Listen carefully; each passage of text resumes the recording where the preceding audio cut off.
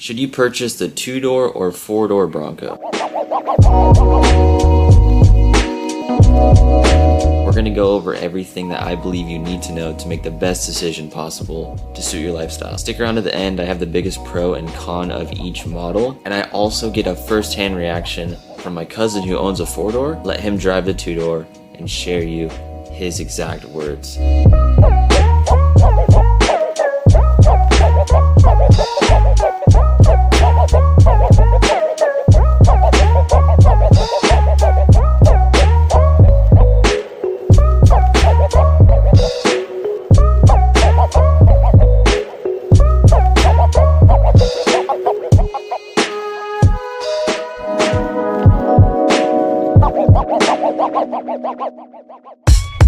Both Broncos we're talking about have the 2.3 liter, the 4-cylinder turbo, which is going to be most of you out there when you're searching for a Bronco. The get up and go off a light 2-door versus 4-door doesn't feel much different. When you look at these side by side parked next to each other, the 2-door really isn't that much shorter of a vehicle. It's way less dramatic than you would think. So when you're thinking, oh my gosh, it's a 2-door, it's so much smaller, it's going to be so much faster and get up and go so much more, it's not as dramatic as you think it would be. The 2-door is technically smaller, technically lighter. Hypothetically, should I base my decision off my need for speed? Honestly, I feel like as far as get up and go with the 2.3 liter, and you're basing your decision off of that because you want to have the faster ride, it shouldn't be a big part of the equation for you.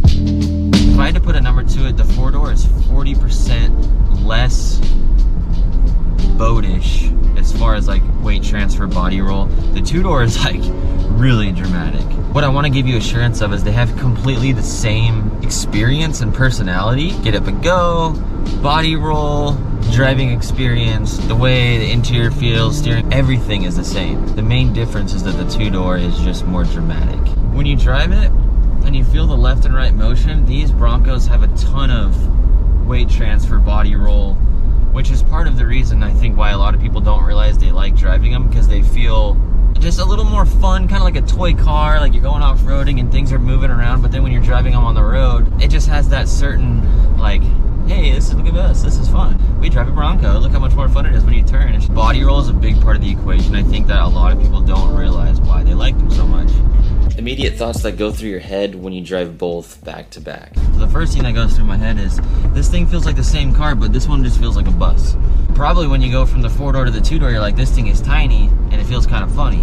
I like to think of this 4-door as this is just standard. Like, yeah, the older Bronco 2-door, but in today's world, like SUVs just being everywhere, this is like the new standard. Is the 2-door back seat really good for anything?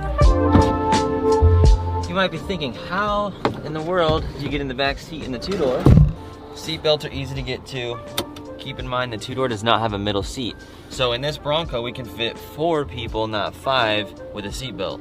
Kids fit easily back here. Adults fit good back here. They don't fit bad, in my opinion. I'm 6'1", and that is my seating position. And as you can see, there's even more legroom over there in a Dr. Pepper bottle. And then right here, I have it pulled back all the way. I could ride back here for 5 hours if I had to. It wouldn't be the best thing in the world, but it would be fine. And then if I was sitting behind myself, it would be even more comfortable. And we still have some room in the back. If you're really wanting a 2-door and you're worried about the back seat not being functional at all, it is not like that. It's actually pretty awesome to me. I think so. Oh, and the back seat. These are awesome cup holders right here. Deep enough to where you can't fit a super big gulp or any of those old school huge 55 ounce whatever.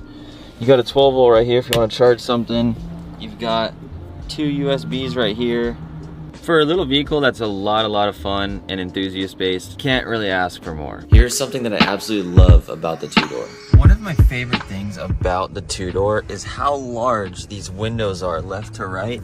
It just feels like you're in like a really big fishbowl, and you can see out the back window, you can see out the side window, and when you're on a road trip and you want to look around and you're driving anywhere, you can just see like a 360-degree view. When you have a 4-door, you have the bigger pillars and such, so it doesn't really have the same feeling. And just having this really long window, because it's a 2-door, that alone is like a really big thing that I enjoy about the 2-door. To me, when you're driving, it's like the most tangible thing, because the car has a really good field of view. You just appreciate it. That's the thing you're doing 100% of the time driving, is looking around. So it's a big plus. Biggest pro and cons of each. The 4-door, Pro, 5 people, easy to get in and out. 2-door Pro definitely has more personality and the visibility is incredible. 4-door Con has a dull personality compared to the 2-door. When comparing 2-door Con, it would be a nightmare if you had to have people get in the back seat all the time, in and out, it would not be a good time. 4-door owner drives 2-door. What's the difference? Very, very similar, just this is a lot twitchier.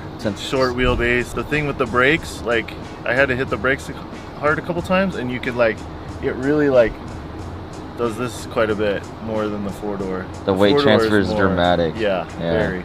It's fun, it's peppy, it's like super fun to drive. Does it feel a lot different after the intake and the tune a little bit? Oh, it's night and day. Yeah. It's like so much smoother, like even from the bottom, and I mean, who doesn't like turbo whistle? It was such a gradual from like the intake to the tune. It was like kind of very gradual, and I'm like catching myself like, I'm like numb to this. Like, is it a lot different? I'm like already forgetting. It's night and day. Like even the like first gear and stock is really annoying because it feels like you get to like 5 miles an hour and you have to shift already. And for whatever reason, this feels like it's just smoother and like you don't have to shift as fast. I don't know. It's kind of different, but it's definitely better.